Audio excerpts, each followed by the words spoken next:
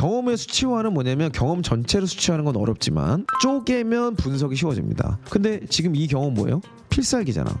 직무 관련 성공 경험이야. 성공이라는 단어가 추상적이에요.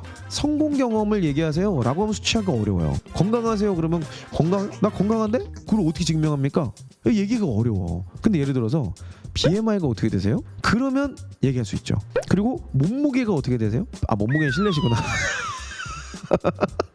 이제 다 나오고 여기에서 자소서 자동 완성을 누르면 참 쉽죠?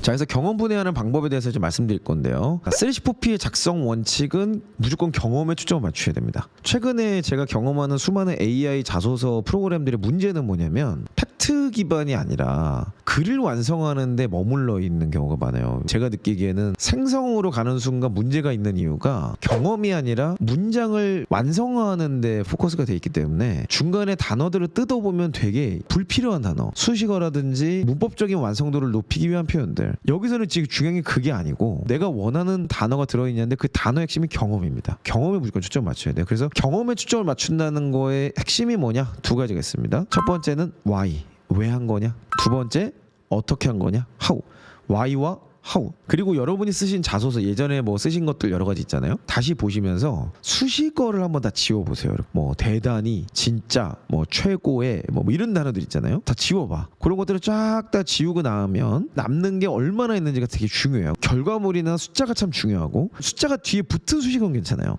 근데 숫자나 결과물이 없는 수식어는 대부분 시간 낭비를 보는 경우가 많다. 그래서 논리 구조를 제가 그냥 정리를 해드린 겁니다. 3C와 4P. 글자 수 채우려고 미사일고 채운 적 많죠. 맞아요. 다 빼면 두 줄 남을까 봐. 그럴 거야. 맞아.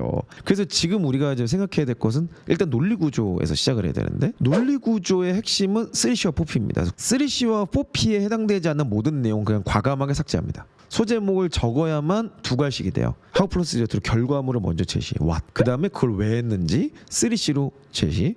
그 다음에 어떻게 한 건지를 4P로 제시. 요 순서로 가고 맨 마지막에 글자 수에 따라서 인사이트를 한두 줄 넣든지 빼든지 그건 여러분이 결정하시면 돼요. 그래서 what, why, how 요렇게 진행하는 거가 가장 인지적이고 좋다. 자, 3C에서 중요한 거 제가 원포인트 레슨을 좀 해드릴게요. 고객이 없다라고 생각하면 답이 없는 거예요. 고객을 저는 세 가지로 분류를 합니다. 그래서 1차 고객은 무조건 엔드 유저, 그냥 최종 소비자. 근데 이제 B2B를 기반으로 하는 기업은 조금 어려울 수 있죠. 근데 그런 경우도 무조건 엔드 유저로 가야 돼요. 예를 들어서 만약 건설 현장을 봅시다. 그럼 안전관리 엔드 유저는 입주자입니다. 안전관리가 왜 존재하는 거예요? 건물이 안전하게 잘 지어지기 위해서. 근데 안전관리가 하는 일은 근로자를 관리하는 거죠. 다치지 않게 하는 거. 그 근로자가 안전하게 일을 해야 되는 이유도 입주자 때문입니다. 그러니까 1차 고객이라는 거는 되게 멀리 생각해 보는 거예요. 멀리. 제가 조금 리얼하게 얘기할게요. 누가 죽었어 갑자기. 산재가 일어났어. 그럼 어떤 일이 생겨요? 건설 현장 올스탑입니다. 그럼 입주자 입장에서 어떤 일이 생겨요? 입주가 늦어지게 되는 거죠. 금전적 피해를 입을 수도 있게 되고 회사가 그 리스크를 감수하게 되고 이런 것들도 있는 거예요. 그뿐만이 아니죠. 근로자들이 안전하게 일을 하면 그 사람들이 몰입해서 공사 퀄리티를 올릴 수 있겠죠. 그럼 뭐예요? 건축물이 더 잘 나오겠죠. 거기서부터 내 일의 의미가 발생하거든. 이게 조금 어렵게 느낄 수 있는데 포기하지 마시고 정신줄 붙잡아. 살려줘. 지금 살려줘 하시는 분들 엎드려 뻗쳐. 포기하지 마.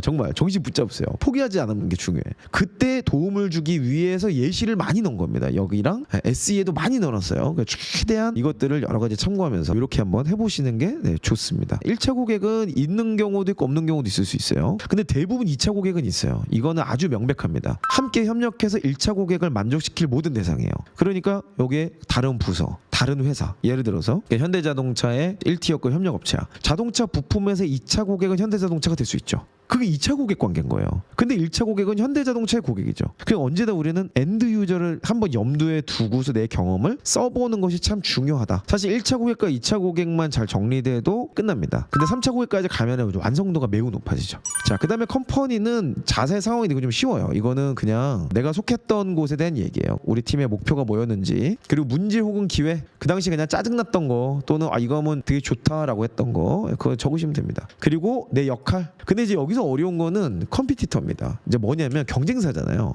비교 대상을 얘기하는 거예요. 이공계분들 논문조사 많이 하시죠? 논문조사 왜 해요? 나보다 먼저 선행적으로 연구해 놓은 거 꿀 빨려고 하는 거 아니야?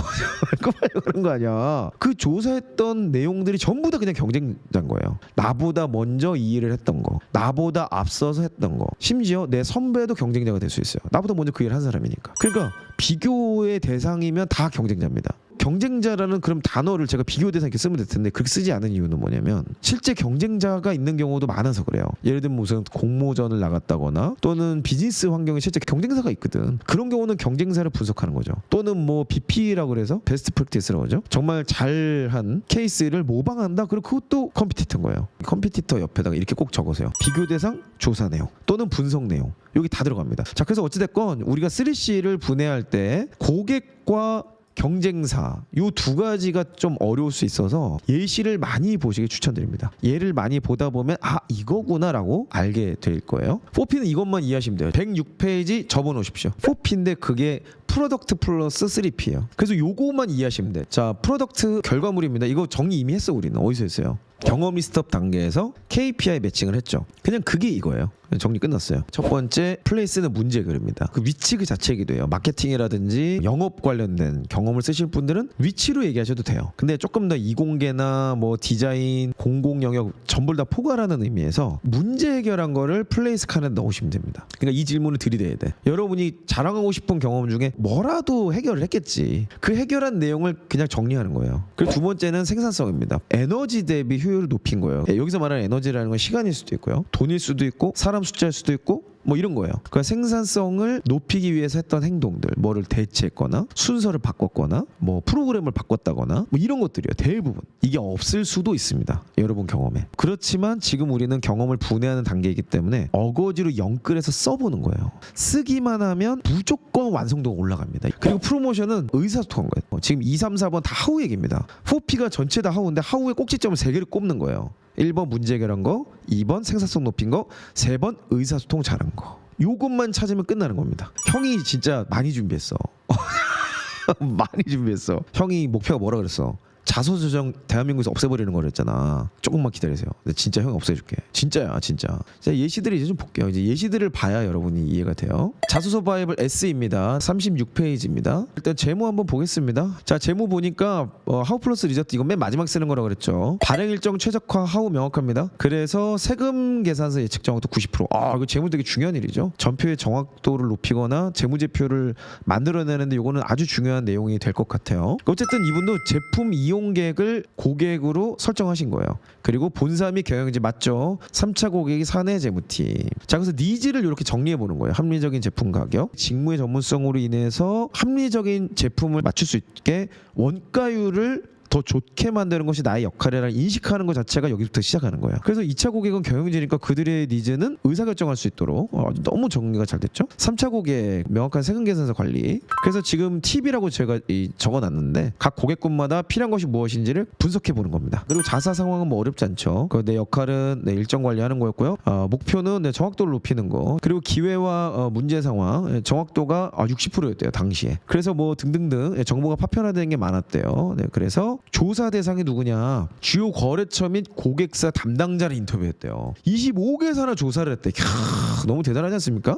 조사 내용은 기존 시스템 예측 방식이 체계화되지 않아서 일정 변동이 잦았다. 그리고 유사 기업들은 거래처별 일정 주기에 대해 매뉴얼을 도입하였다. 우리보다 잘하는 애들은 일정 주기에 대해서 매뉴얼을 도입한 경우가 있었다. 그러니까 매뉴얼이라는 걸 도입해야겠구나라는 생각을 하게 됐던 거죠. 여기 이제 문제 해결 포인트가 하나가 될 것 같습니다. 잠깐만요. 지금 좋은 질문이 하나 있는데 프로젝트 진행했을 때 문제가 발생하지 않았으면 필살기가 안 됩니다. 세상에 그런 일이 어디 있어요. 그러니까 내가 뭐 실수하고 이럴 일이란 게 아니라 막 짜증나는 거, 막 해결이 안 됐던 거, 막 오래 걸렸던 거, 대기하는 거 이런 것들이 다 문제인 거예요. 문제가 없다 그러면 아마도 리저트가 없을 확률이 높죠. 지금 이분이 왼쪽 페이지에 보면 세금 정확도가 60% 불과했고 필요한 정보가 파편화되어 있었다. 저건 배경이고요. 내가 한 액션은 뭐냐? 300건 이상의 수주 계약서를 분석을 해서 발행 일정의 패턴을 도출했대요.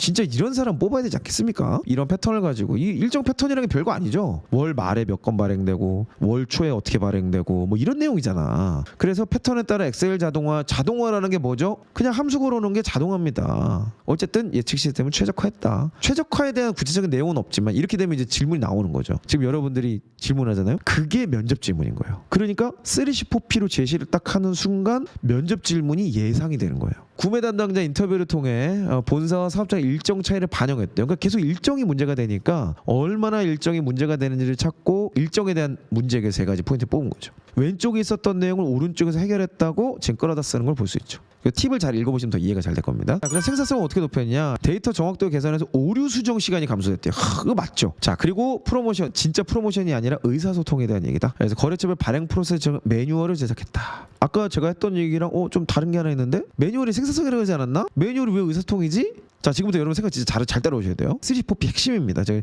핵심 노하우를 지금 딱 하이라이트 하는 거예요. 자, 의도가 중요한 거예요. 의도. 내가 매뉴얼을 시간을 절약하기 위해서 쓴 거라면 프라이스에 쓰시면 돼요. 근데 의사소통을 하기 위해서 만든 거면 프로모션에 넣으시면 돼요. 그리고 매뉴얼 자체가 너무 중요한 문제 해결의 아이디어여서 문제 해결에 올리시면 돼요. 정답은 뭐냐면 정답이 없다가 정답이야. 이게 뭔 쌉소리야. 정답은 없어요. 정답은 어디 있어? 여러분의 의도가 정답이에요. 철학적. 아니 그게 아니라 액션을 세 가지 다 쓰라고 다 쓰는데 경험 카테고리를 어디다 넣을 거냐를 여러분이 결정하라는 거예요. 여러분의 의도가 뭐냐에 따라서 매뉴얼이 의사소통일 수도 있고요. 또 문제 해결일 수도 있어요. 결국에는 내 의도에 맞게 액션을 분해하는 용도로 4P를 쓰시는 거고 3C 4P만 정리가 되면요. 자소서가 그냥 이렇게 쉽게 나옵니다. 발행 일정 최적화로 세금 계산 예측 정확도 90%에서 너무 좋네요. 앞에 있었던 컴퍼니를 그냥 갖다 쓰면 됩니다. 기존 시스템의 예측 정확도 60% 불과해서 경영진 보고 신뢰도가 낮아지는 문제가 있었습니다. 앞에서 우리가 봤던 내용 그대로 나오죠. 분석 결과 세금 계산에 필요한 정보가 파편화되어 체계적으로 관리되지 않았으면 이것도 사실 나왔어요. 여기 갖다 붙이면 자소서는 끝난다. 고객사 25개사를 인터뷰했대. 여기서 이미 감동이야. 자, 여기까지가 3C. 여기 이제 4P입니다. 4P. 이에 300건 이상의 수주 계획서를 분석해서 발행 일정의 패턴을 도출하고 이를 기반으로 엑셀 자동화를 예측 시스템을 추적했으면 또 어디서 봤어? 이거 그냥 나오잖아 지금 이거 그냥 분석한 거. 또한 구매 담당자 인터뷰를 통해 본사와 사업장 간의 일정 차이를 반영해 실효성을 높였습니다. 거래처별 발행 프로세스 정리한 매뉴얼을 제작하여 일정 변동을 최소화했습니다. 이것도 프로모션에 나왔죠. 그 결과 세금 계산 예측 정확도 90% 개선되었으며 데이터 정확도 향상은 오류 수정 시간 이거 어디서 나왔어요? 생산성에 나왔죠. 자소서 너무 깔끔하지 않습니까? 아주 기깔나죠. 자, 그러면은 수치화는 어떻게 하냐? 경험의 수치화는 뭐냐면 경험 전체를 수치화하는 건 어렵지만 쪼개면 분석이 쉬워집니다. 근데 지금 이 경험 뭐예요? 필살기잖아. 직무 관련 성공 경험이야. 성공이라는 단어가 추상적이에요. 성공 경험을 얘기하세요 라고 하면 수치하기가 어려워요. 건강하세요 그러면 나 건강한데? 그걸 어떻게 증명합니까? 얘기가 어려워. 근데 예를 들어서 BMI가 어떻게 되세요? 그러면 얘기할 수 있죠. 그리고 몸무게가 어떻게 되세요? 몸무게는 실내시구나. 간 수치, 그렇죠. 혈당 지수 그런 게 다 내 건강을 수치화하는 설명 방법들이죠. 그 말은 뭐냐면 우리가 3C 4P를 분석하잖아요. 그럼 여기에서 진짜 중요한 거가 4P인데 4P 하나하나마다 얼무새 전략을 쓰면 대부분 답이 나와요. 카페에서 아르바이트한 경험을 얘기하고 싶어. 얼마나를 다 붙여보는 겁니다. 얼마나 올라간 것 같아? 글쎄 매출이 그래도 뭐 하루에 한 10만 원 나오던 거 뭐 내가 하면서 한 30만 원까지 간 것 같은데? 그럼 뭐예요? 매출 3배 성장. 뭔가 그럴듯해 보이죠 갑자기. 그러니까 숫자만 계산할 수 있으면 비즈니스적인 문서를 표현하는 게 무리가 전혀 없습니다. 그럼 어떻게 매출을 3배나 오르게 한 거야? 그 시즌 신상품 메뉴 3개나 해서 3개. 그럼 3개 수치화. 신상품 메뉴로 가격을 내렸어? 얼마나 내린 거야? 또는 어떻게? 근데 절대 건드려서는 안 되는 거는 프로덕트입니다. 얘는 건드리면 안 돼. 왜냐면 얘가 최종 결과물이기 때문에 얘를 MSG를 너무 쳐버리면은 이거는 불량식품이 돼요. 플레이스, 프라이스, 프로모션 즉 3P에서의 MSG 조금 넣는 거는 맛을 북돋우는 정도가 됩니다. 실제로 논리적 구조 속에서 숫자를 찾으려고 계속 딥다운을 하는 과정에서는 반드시 여러분 안에 확신이 생겨요. 이것만 기억하시면 돼요. 3C 4P 분해하고 각 요소별로 얼무새 계속 객관적인 시각으로 피드백을 받아보는 게 되게 중요합니다. 확신을 가지고 계속해서 던지는 연습을 하는 게 필요하다. 자소서 메이커로 하면은 이제 이게 그냥 되나 한번 볼까요? 자소서 메이커가 진짜 대박이야 여러분. 참 0101-2022-502021. 자, 그래서 자소서 캠프 스트리밍 경험을 저장하면 여기 나옵니다. 그럼 KPI 매칭해 볼게요. KPI 메인 직무 저는 마케팅입니다. 마케팅 컨텐츠 마케팅 가볼까요? 자, 검색했던 여기 뭐 쭉 나와요. 그래, 컨텐츠 조회수, 도달률, 신규 고객 유입률 이렇게 나오네요. 자, 그래서 저는 신규 고객 유입률을 그냥 선택하겠습니다. 결과가 동접자 3,200명 달성. 저장하고 나서 경험문에 들어갑니다. 지금 여기 자소서 메이커가 좋은 거는 아까 자소서 바이블에 있었던 게 또 다 있어. 그리고 이공계 있고요, 공기업계 다 있고 뭐 다 있어요. 이제 저희가 여기에 지금 SNS 마케팅 재무 이렇게 뜨잖아요. 이제 직무로 저장할 수 있게 저희가 이거는 계속 업데이트 갑니다. 뭐 케이스가 지금 뭐 엄청나요. 패키지 디자인, 제품 디자인, UX UI 디자인, 해외 영업 뭐 좀 엄청 많네요. 그죠? 이공계도 보니까 연구 개발, IT 개발 뭐 해가지고 지금 계속 업데이트를 하고 있어요. 공기업, 공공기관 마찬가지입니다. 케이스도 다 똑같이 나와요. 자, 어찌됐건 간에 그래서 고객 혜택을 받는 대상 여기다가 구독자. 자, 간단하게 쓸게요. 그냥 저장하니까 여기 이렇게 나왔고요. 네, 다음. 그다음에 이제 그냥 쭉쭉 넘어가는 거예요. 아까 있던 거 양식이 똑같습니다. 네, 면접왕 이용 채널에서 크리에이터를 맡았죠. 그 우리 팀의 목표는 동접자 3,000명에 도전하는 거였고요. 그다음에 마주친 문제와 이게는 요거죠. 자, 그리고 다음. 자, 이제 마지막으로 컴피티터입니다. 조사 내용은 퇴사한 이용 채널이었고요. 그다음 발견한 내용은 요 저장하기. 자, 그럼 3C 끝났습니다. 이제 4P 넘어가면 요거는 그냥 자동으로 들어와 있죠. 결과의 의미는 60만 돌파. 저장하기. 이제 다음 넘어가고요. 자, 그 다음에 이제 플레이스죠. 플레이스는 문제 해결 3가지 썼고요. 그 다음에 템플릿 사용하고 했던 거 프라이스에 들어갑니다. 저장하기. 다음. 이렇게 누락을 줄임. 개인이 써도 되고 여기서 또 추천도 해줍니다.